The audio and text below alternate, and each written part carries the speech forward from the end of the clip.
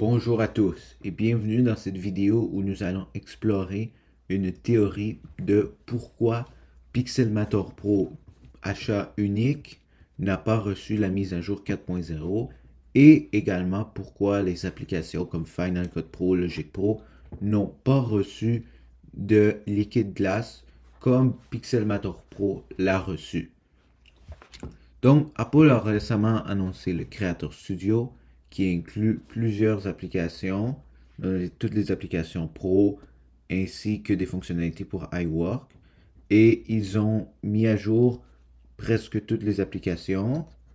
Donc, par exemple, Final Cut Pro a reçu des mises à jour et Pixelmator Pro aussi. Et comme vous pouvez voir avec Pixelmator Pro, l'application a reçu un nouveau design, donc avec une nouvelle interface avec les kits glace et tout ça. Et donc c'est très joli et on pourrait se demander pourquoi l'application achat unique, la version d'achat unique n'a pas reçu cette mise à jour. Alors que par exemple si vous regardez Final Cut Pro, il a reçu une mise à jour. On peut voir on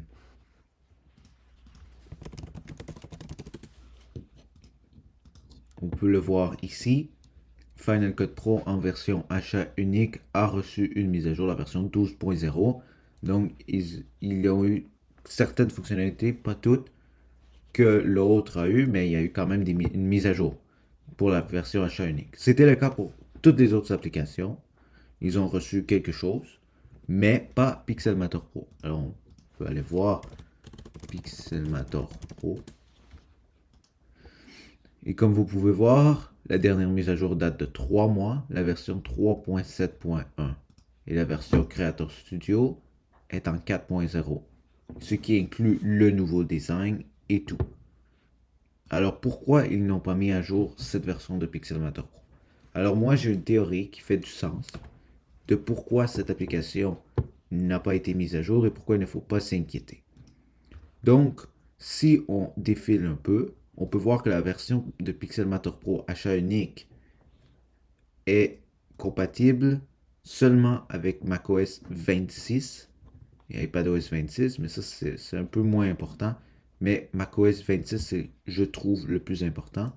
Et comme vous pouvez voir, cette version requiert macOS 12 seulement. Donc, si Apple met à jour Pixelmator Pro vers la version 4.0, ça veut dire que les Mac à partir de macOS 12 n'auront plus de mise à jour. Donc c'est fini.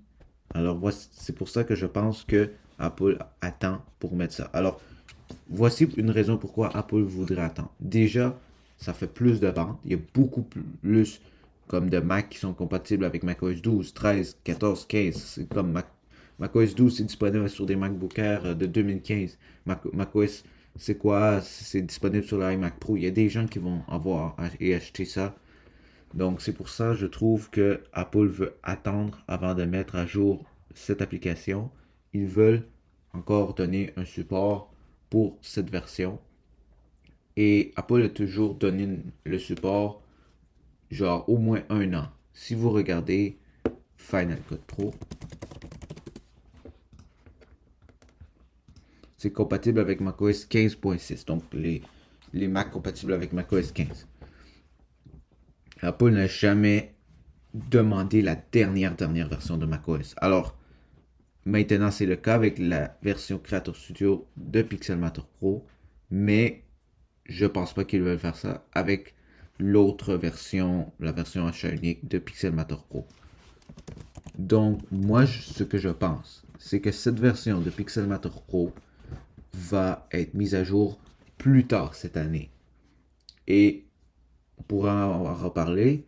Maintenant, passons à Final Cut Pro et les autres. Donc, Final Cut Pro, les deux ont reçu une mise à jour. En effet, Final Cut Pro Creator Studio, c'est nouveau. Et l'autre a reçu des nouveautés de la version améliorée.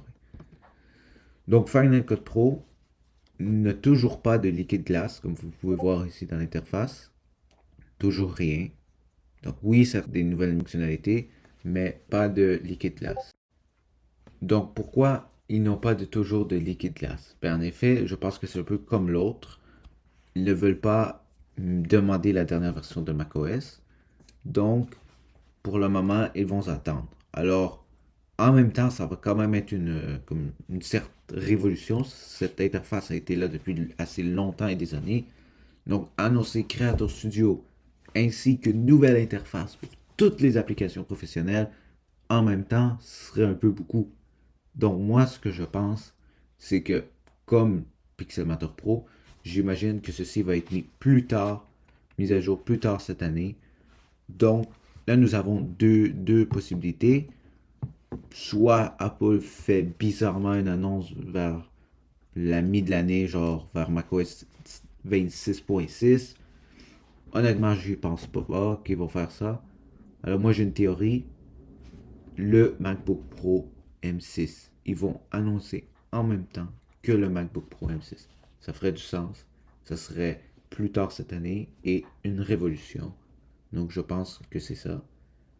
Merci à tous d'avoir écouté cette petite théorie sur le futur des applications professionnelles et passez une bonne journée.